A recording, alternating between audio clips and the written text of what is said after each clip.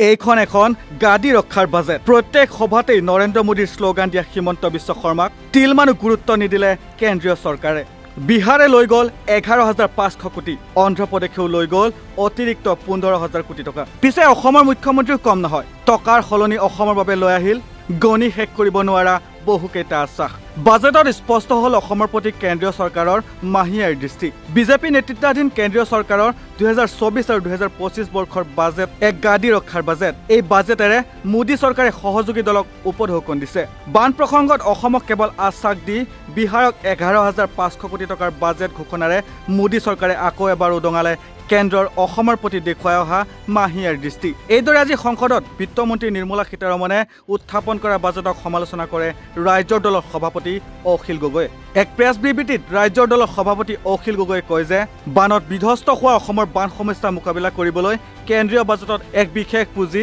অসমৰ প্ৰাপ্য আছিল কিন্তু ডাবল ইঞ্জিন চৰকাৰৰ কথা কোৱা হিমন্ত বিশ্ব শৰ্মাই অসমৰ কাৰণে কেৱল আশ্বাস আনিবলৈ সক্ষম হ'ল একেখন বাজেটতে কিন্তু বিহাৰৰ বান সমস্যা মোকাবিলা কৰিবলৈ মোদী চৰকাৰে 11,500 কোটি টকাৰ বাজেট ঘোষণা কৰিলে এবাৰৰ বাজেটখনত আমি দেখিবলৈ পালো যে অন্ধ্ৰপ্ৰদেশ আৰু বিহাৰক দুটা পেকেজ দিয়া হৈছে অন্ধ্ৰপ্ৰদেশক তেওঁলোকৰ ৰাজ্যিক তেওঁলোকৰ যি ৰাজধানী নিৰ্মাণৰ কাৰণে কেইহাজাৰমান কোটি টকা দিয়াৰ ব্যৱস্থা কৰা হৈছে আৰু বিহাৰক বানপানী সমস্যাৰ সমাধান কৰিবৰ কাৰণে 11,500 কোটি টকা দিয়া হৈছে ইয়াৰ বিপৰীতে আমি দেখিবলৈ পালো যে অসমত বানপানী সমস্যা সমাধানৰ কাৰণে বিশেষ আশ্বাস দিয়াৰ পৰিৱৰ্তে তেওঁলোকে একো কাম নিদিলে অসমে পালে আশ্বাস বিহাৰে পালে টকা অন্ধ্ৰপ্ৰদেশে পালে টকা অসমে পালে আশ্বাস আমাৰ অসমৰ মুখ্যমন্ত্ৰী প্ৰধানমন্ত্ৰীক সাক্ষাৎ কৰিছিলে অসমৰ মুখ্যমন্ত্ৰী আমি জনামতে দিল্লীত গৈ বহি লৈছিলে বাজেটখনৰ কাৰণে কিন্তু দুৰ্ভাগ্যবশতঃ অসমৰ মুখ্যমন্ত্ৰীক সামান্যতম গুৰুত্ব নিদিলে কেন্দ্ৰীয় চৰকাৰে অসমৰ এটাও সমস্যা সমাধান কৰাৰ কথা এবাৰ বাজেটত উল্লেখ নাই এই বাজেটে সম্পূৰ্ণৰূপে অসমক অৱজ্ঞা কৰিছে এটো অত্যন্ত দুৰ্ভাগ্যজনক কথা আমি সকলোৱে জানো যে এবাৰ বানপানীত আমাৰ কিমান ক্ষতি হৈছে আমি সকলোৱে জানো যে অসমত গড়ে 39 লাখ হেক্টৰ মাটিত বানপানী হয় আমি সকলোৱে জানো যে অসমত এবাৰ যদি আমি চাওঁ তেতিয়াহলে দেখা যায় যে এবাৰ 29খন জিলাৰ অতি কমেও 24 লাখ মানুহ বানপানীত ক্ষতিগ্ৰস্ত হৈছে 100তকৈ অধিক মানুহৰ মৃত্যু ঘটিছে কিন্তু তাৰ পাছতো অসমৰ বানপানী আৰু গৰাখহনীয়া সমস্যাৰ সমাধানৰ কাৰণে 1 টকাও কেন্দ্ৰীয় চৰকাৰ দিবলৈ প্ৰস্তুত নহল এটো হ'ল নৰেন্দ্ৰ মোদী চৰকাৰখনৰ অসমৰ প্ৰতি প্ৰকৃত তেওঁলোকৰ মানসিকতা ইয়াৰ লগতে তেওঁ কয় যে 2024 আৰু 2025 বৰ্ষৰ ভাৰত চৰকাৰৰ কেন্দ্ৰীয় বাজেটক লৈ মুঠেও সন্তুষ্ট নহয় ৰাজ্যৰ দল ভাৰতবৰ্ষৰ আটাইতকৈ ডাঙৰ সমস্যাটো হৈছে নিবনুৱা সমস্যা কিন্তু নৰেন্দ্ৰ মোদী চৰকাৰে এই বাজেটত নিবনুৱা সমস্যা সমাধানৰ কোনো গুৰুত্বপূৰ্ণ সিদ্ধান্ত গ্ৰহণ নকৰিলে নৰেন্দ্ৰ মোদী চৰকাৰ কেৱল কোম্পানীৰ ওপৰত নিৰ্ভৰশীল চৰকাৰ 2024-25 বৰ্ষৰ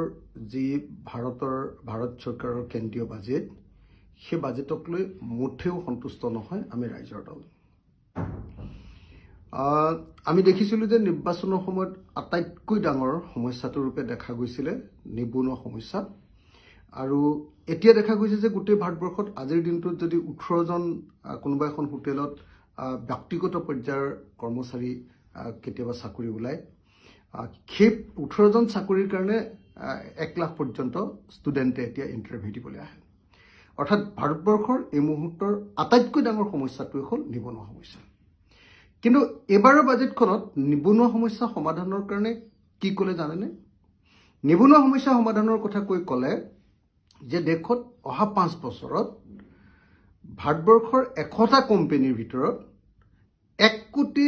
যুৱক যুৱতীক ইন্টাৰ্নশ্বিপ কৰিবৰ কাৰণে 1 কোটি যুৱক যুৱতীক ইন্টাৰ্নশ্বিপ কৰিবৰ কাৰণে অৰ্থাৎ ব্যৱসায়ত তাৰমানে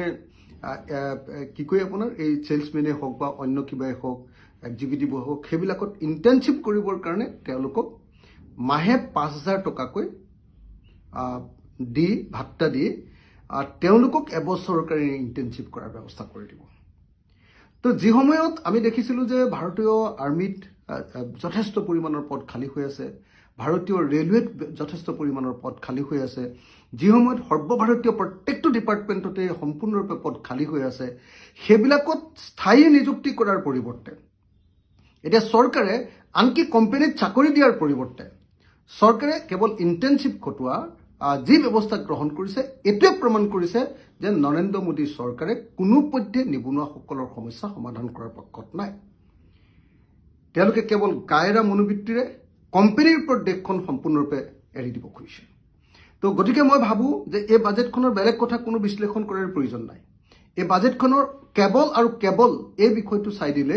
নৰেন্দ্ৰ মোদী চৰকাৰ যে কোম্পানী নিৰ্ভৰ চৰকাৰ, নৰেন্দ্ৰ মোদী চৰকাৰে যে ৰাইজৰ কোনো ধৰণৰ নিবনুৱাসকলৰ সমস্যাৰ সমাধানৰ কাৰণে কোনো ব্যৱস্থা নকৰে আৰু দেশৰ উন্নয়নৰ কাৰণে তেওঁলোকৰ যে কোনো দৃঢ় পৰিকল্পনা নাই, সুদৃঢ় কম্প্ৰেহেনচিভ তেওঁলোকৰ কোনো যে প্লেন নাই, সেই কথাটো এইবাৰ বাজেটখনত অতি স্পষ্ট হৈ ওলাই পৰিছে। নকলেও হ'ব যে বানপানীৰ ফলত অসমৰ কি দুৰৱস্থা হৈছে। 29খন জিলাৰ অতি কমেও 24 লাখ মানুহৰ ক্ষতিগ্ৰস্ত হৈছে, 100তকৈ অধিক মানুহৰ মৃত্যু হৈছে। তাৰ পাছতো কিন্তু অসমৰ বানপানী সমস্যা ৰোধ কৰিবলৈ কেন্দ্ৰীয় চৰকাৰে এটকাও সাহায্য প্ৰদান নকৰাক লৈ এইদৰে সৰব হৈ পৰা দেখা গৈছে অখিল গগৈক। আৰু নৰেন্দ্ৰ মোদী চৰকাৰ এখন ব্যৰ্থ চৰকাৰ বুলি মন্তব্য প্ৰকাশ কৰিছে অখিল গগৈয়ে। News desk report, north east নাও।